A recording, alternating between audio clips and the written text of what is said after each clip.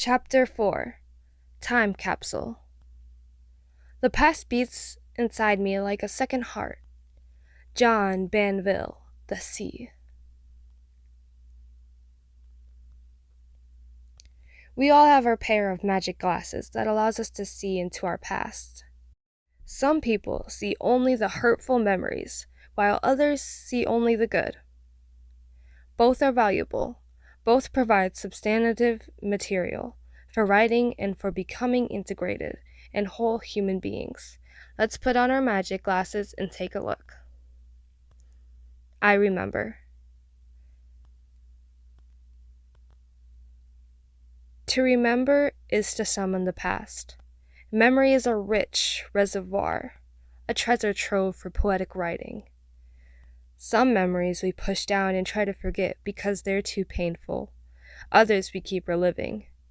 Writing about memories, especially painful ones, help us become whole again. When we dredge up old memories and sift through the debris, we find the scattered, lost, or abandoned pieces of ourselves. And when we weave ourselves back together with all the good, the bad, the brilliant, the messy, and the miserable parts, we come to greater peace with who we are. Memory offers an abundance of emotional packed information to write about. The tiniest thing can spark a memory.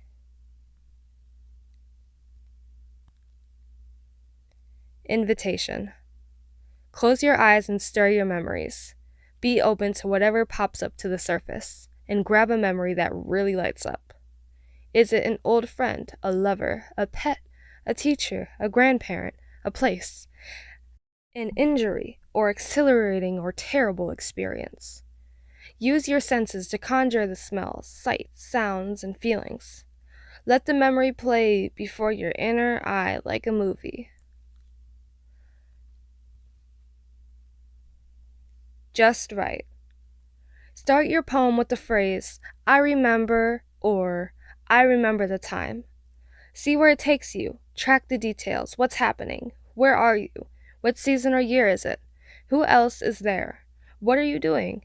What are you feeling and thinking? What are you wearing? What are the smells, sights, sounds? What do you feel in your body as you review this memory? Write about the memory as if it's happening now. Example, I remember. Anahara, 12. I remember that time when the dusty gold smeared across the horizon and the glowing embers of the newborn stars laughed harmony into our soul. I remember being nervous, my palms sweating, fiddling with my fingers, and you raising your hand, your lilting voice like 1,000 singing birds. I remember you walked towards me, then leaping in gallops like a prancing horse, speckled with nutmeg. You calling my name, followed with yours, sounding like a song on your gifted tongue. I remember the word I longed to say to you, coming out croaky and stuttering, my hi turning into an inaudible whisper. We strolled through a wood in blissful shade, darkness enveloping us in silence. I remember you trying to break the silence, asking me what I like to do. Me stammering like a toad with hiccups. The time passing too quickly. Me wanting to sit with you for longer. I remember you saying bye and my heart almost breaking. You are my first friend in this new world, but I healed when you said you'd see me again tomorrow. I remember the time I met you. I remember the time you said goodbye. I remember the time we became best friends. Home. There's no place like home. Dorothy in The Wizard of Oz. L. Frank Baum. Home is a place, but it's also a feeling. We feel at home in certain places and with certain people. To feel at home is a rare kind of special. It fills our hearts and body with a powerful sense of peace and belonging. So what makes somewhere home? Where do you feel at home?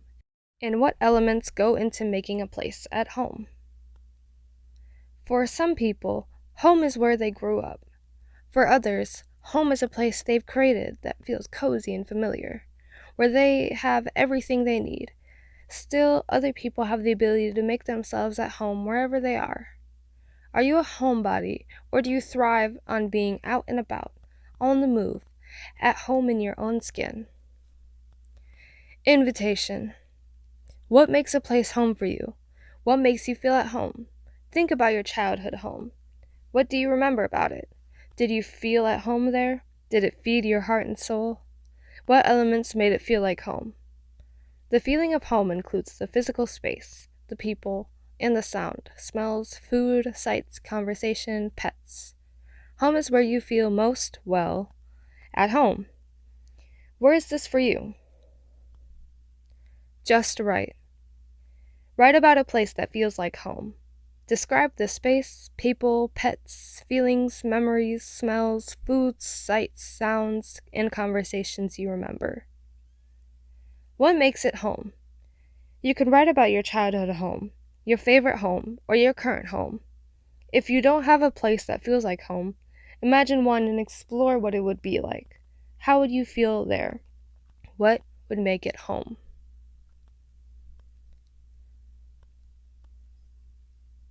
Examples.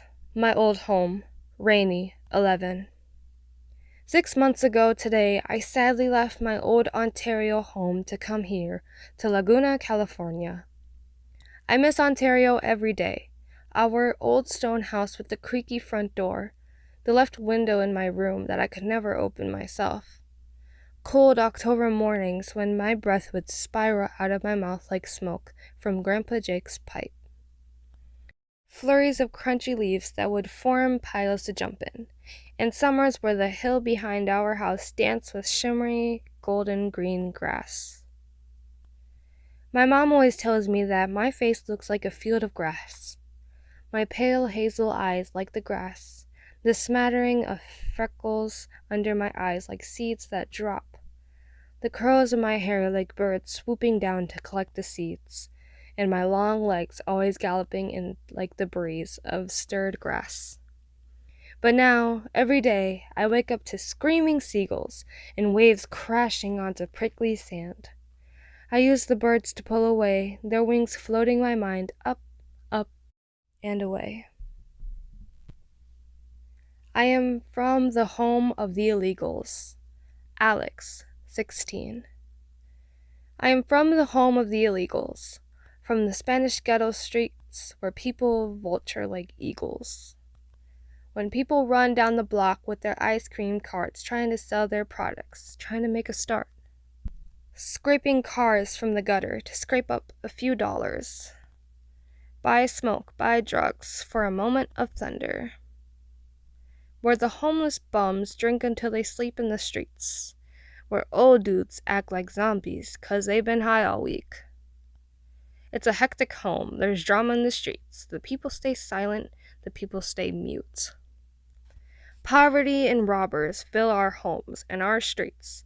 Crime stays committed. It shoots us in our sleep. Hiding places. Poems hide. In the bottom of our shoes, they are sleeping. What we have to do is live in a way that lets us find them. Naomi Shinab Nye, Valentine for Earnest Man. Everyone needs a little hiding space all to themselves. Many of us had a secret place when we were kids. Many adults have places like this too. We've heard of man caves and lady coves, and more recently, she sheds, bitch barns, and witch wings. Did you have a secret hiding place when you were a kid? I did. I actually had a few. In the summertime, I loved to hide out in the bathtub. No water, just the cool porcelain against my skin. My pillow lining the back of the tub. The shower curtain drawn for privacy. I'd spend hours in the tub, reading. I also had my own clubhouse under the big pine tree in the front yard. These were places where I could be alone, hear my own voice, make art, read and write, watch clouds, daydream. Invitation. Think about a hiding place you had as a kid, or one you have now. Where is it? How did you find it? Does anyone else know about it? Why and when do you go there? What do you do there? Just right. Write about your childhood hiding place, or a hiding place you have now. Where is it? Is it inside or outside? How big or small is it? What does it feel like? What do you keep there? How do you feel being there? What do you do there? If you don't or didn't have a hiding place, feel free to invent one. Example: hiding place, Mateo, 15. Quiet, alone, light slanted, through branches, rustle of leaves, songs of birds, rhythm of feet, chants of voices, my own breath, the salty taste of sweet on my lips, a place of floaty dreams, between awake and asleep, comic books, broken crayons and crumbled paper, peanut butter cookie crumbs, an old baseball cap, me. Family portraits. You think you're enlightened? Go spend a week with your family. Ram Dass, The Game of Enlightenment. Families have healthy relationship, dynamic of love, loyalty, and support, but also dysfunctional dynamics of secrets, abuse, competitions, and things unspoken. In my family, there were things we didn't tell my father and things we didn't tell my sister. So of course I wondered what they didn't tell me. This bred in me a sense of mistrust and also a quest to tell the truth. We carry our family patterns around with us and unconsciously replicate in our own relationship. Unless we get clear about what they are and chose to keep the ones we like and change the ones that no longer serve us. Invitation. Choose a family photograph. Look at the people in the photo and think about the relationship dynamics of your family. Who are you closer to? Who can you be yourself with? Where is the tension? Are there family secrets? Is there anything that is off limits to talk about? Do you enjoy or dread being with your family and why? Just write. Looking at your family photo, write about the feelings that arise in you about your family. You can write from your own perspective, or you can try writing from the imagined perspective of one of your family members. Take a clear look at the patterns that play out in your family, good and bad. All families have their issues. What do you appreciate about your family? What drives you crazy? What could you change if you could? Example: the braid of existence. Sophie, 10. The mother, toasted skin and long coal black hair, has a braid on each side of her head, joining into one. One daughter has green eyes and hair like chestnut pony. Her skin is like peach in the sun, spattered with freckles like a paint canvas. The second daughter has cocoa-colored skin and eyes gray like stone. Her hair is tightly curled, falling neatly down her back. The three women's hair is braided into one big braid, and like their hair, their hands, too, are interwoven. The women are wrapped in the silver of the clouds. Birds fly around their heads, showing the passing of the time. The three women are bound together, connecting the future with the past, braiding them together like their hair. The mother looks into the future, her back turned on what came before. The first sister watches the past with focused green eyes. The second sister, with cocoa skin, gazes at the present with eyes like a hawk. She sees what others may not.